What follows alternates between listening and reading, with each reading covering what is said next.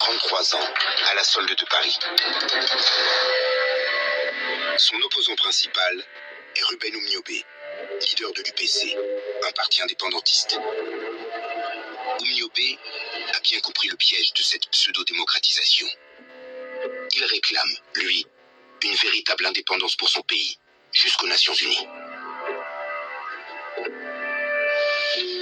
L'UPC a demandé à intervenir sur 3 questions.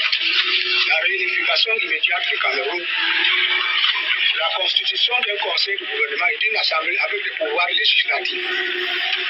Et enfin, la fixation d'un délai pour le droit de l'indépendance au peuple camerounais. Oum était incorruptible. Un Africain qui ne se laisse pas corrompre est très dangereux pour le système néocolonial français. Proche du Parti communiste, l'UPC représente tout ce que la France abhorre. Une sorte de Viet Minh africain qu'il faut anéantir. Le haut commissaire au Cameroun, Pierre Messmer, exclut de négocier avec les Rouges. Ancien de la France libre, ce baroudeur a combattu en Indochine. Traumatisé par la défaite, il n'a qu'un but, détruire l'UPC et neutraliser son chef. Ruben Oumniobé devient l'homme à abattre. Avec l'aide des forces camerounaises, une impitoyable chasse à l'homme s'engage. Mon grand-père, quand il m'en parle, il me raconte tout simplement comme le village en fait de ma mère est un village voisin de celui d'Oumniobé. Et donc on torturait des adultes qui pouvaient d'une manière ou d'une autre savoir où ils se cachaient. Et c'est comme ça que mon grand-père, pour éviter de se faire torturer, il avait décidé de partir avec ses enfants dans la forêt le temps que cette guerre-là se termine.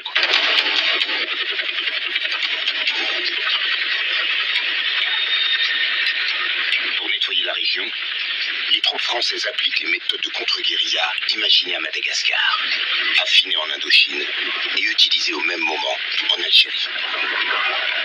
Des villages sont anéantis à coups de napalm.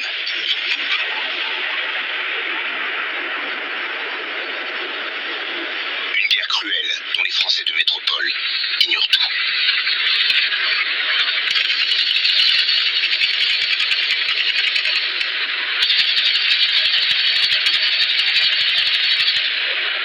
Oumniobé décrit la situation. Les villages entiers sont complètement pillés et brûlés. Le bétail est systématiquement abattu à coups de fusil. Ceux qui échappent à cette tuerie massive sont poursuivis en pleine brousse par les forces de l'ordre.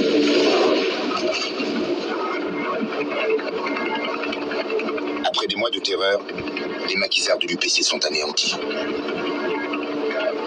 Repéré, Ruben Oumniobé est abattu. Mon grand-père m'a raconté que lorsqu'on tue Oumniobé, son corps est traîné sur des kilomètres pour le défigurer. Il pleuvait ce samedi. Et donc, ils l'ont traîné dans la boue, le visage défiguré, tuméfié. C'est à peine s'il est habillé. Il faut montrer que cet homme, il a été défait. Je pense qu'on voulait vraiment démontrer à ceux qui auraient l'idée de se rebeller comment est-ce qu'ils allaient finir. De dire que c'est cet homme-là qui haranguait les foules, qui était un tripin incroyable, doté d'une intelligence incroyable, pouvait finir comme ça, complètement défiguré. C'était un moyen vraiment de pouvoir amener les gens à abandonner le combat, puisqu'il fallait complètement traumatiser ceux qui pouvaient encore croire en lui. Wow. When we pay mes, long years my pubi, guayem noe, gua.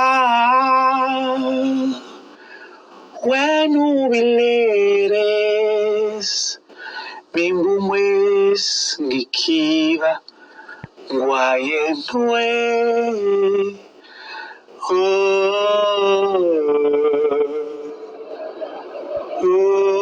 L'ennemi est mort. Et le protégé de la France, Amadou Ahidjo, peut se répandre sur les ondes. Les troubles qui ont secoué certaines régions du Cameroun se sont presque tous éteints. Nous avons fait en collaboration avec les représentants de la France au Cameroun, tout ce qui était à notre pouvoir pour que le calme revienne. Nous sommes heureux de constater que nos efforts ont été couronnés de succès. Amadou Ahidjo prendra le pouvoir et installera une dictature soutenue par les Français. La répression contre l'UPC au Cameroun durera des années. Avec l'aide de Paris, elle fera des centaines de milliers de victimes. Des morts loin des caméras, des morts silencieuses. C'est le vainqueur qui écrit l'histoire.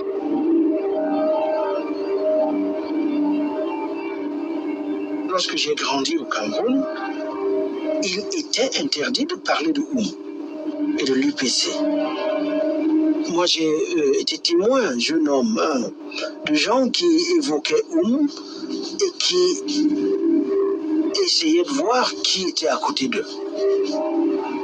Et donc, un silence de plomb a pesé sur le pays. On a essayé de faire comme si Oum n'avait jamais existé.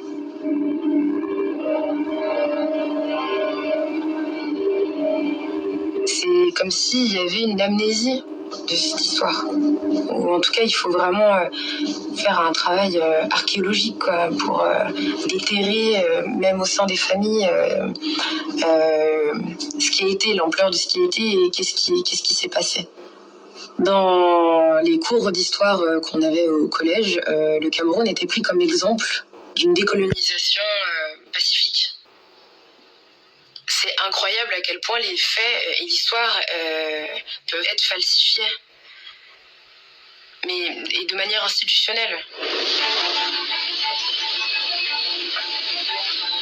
La métropole se désintéresse de ces combats lointains. Les Français ont alors bien d'autres soucis. Une décennie après la fin de la guerre, le quotidien reste difficile, dans une France encore à reconstruire.